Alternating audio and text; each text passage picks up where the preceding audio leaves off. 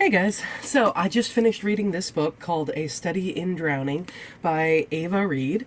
She is primarily an adult author. This is her first foray into young adult. And I bought it initially because A Study in Drowning is so close to the title of the first Sherlock Holmes novel, A Study in Scarlet. And I was like, oh, I wonder if this is some kind of alternate universe or female oriented retelling kind of thing of it. And yeah, no, completely different plot and all of that. But basically, this is about this girl named Effie who it takes place in a different world setup. It's not Earth and America and England and China and Asia and Australia and all that as we know it. The countries, and I might be pronouncing these completely wrong, but Lear, I think? Lyre? I'm not sure. Anyway, so there's the northern country, the southern country, and they are at war right now. And there is this college in the northern country that begins with an L, and they're basically the two components of the college, and it's this really prestigious one, are architecture and literature. And only men are allowed in the literature college because women are considered too frivolous and not literary minded enough to be able to attend that college. So Effie got into the architecture college, and is essentially failing out because that is not her passion.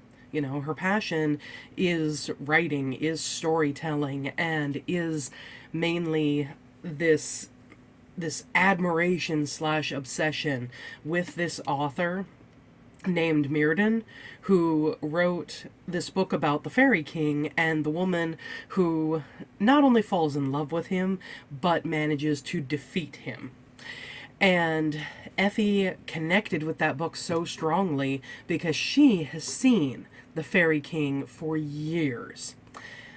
Unfortunately, her mother is convinced that she is insane and so takes her to different doctors and stuff like that, and they finally get her these sleeping pills and these pink pills to take during the day that how do I describe this, that basically hold off the hallucinations that Effie has. Well, Effie at her college one day finds out that there is going to be a contest of who can come up with the best design to redesign Mirrodin's estate. And she decides, I want to enter this. So she does, and she can't believe it, but she wins it. So when she goes there, she meets another student who is part of the literature college and who is from the opposite country than she is, who she is immediately antagonistic towards, not only because she's jealous that he's in the literature college and he's and just kind of distrust because he's from this other country, but she finds out that he wants to prove that Mirrodin is a fraud, that he didn't actually write this opus of a novel that Effie has held so dear to her entire life. And it goes from there. So, this, I'm not going to give any spoilers. All of that stuff you learn in the first couple of chapters or from the blurb of the book. But it was a really good read. I wish that it was more readily established either in the blurb or more immediately established in the first chapter that we're looking at a completely different world, because the way the cover looks and the way that it is described in the blurb, I was thinking, oh, okay, we're dealing with a historical, a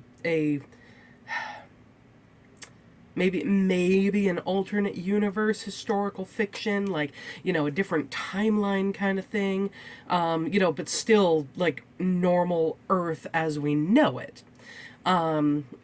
but yeah, I was thinking like historical fiction kind of thing, alternate timeline, historical, whatever, but no, this is a completely new new setting that has so many archaic kind of things, like women not being allowed into a literature college. Are you kidding me? Different things that are incredibly unprogressive like that. And yet they have cars, they have modern medicine, like the pills that she took, like the sleeping pills. They have still not new inventions exactly, but definitely newer technology to make eyeglasses. So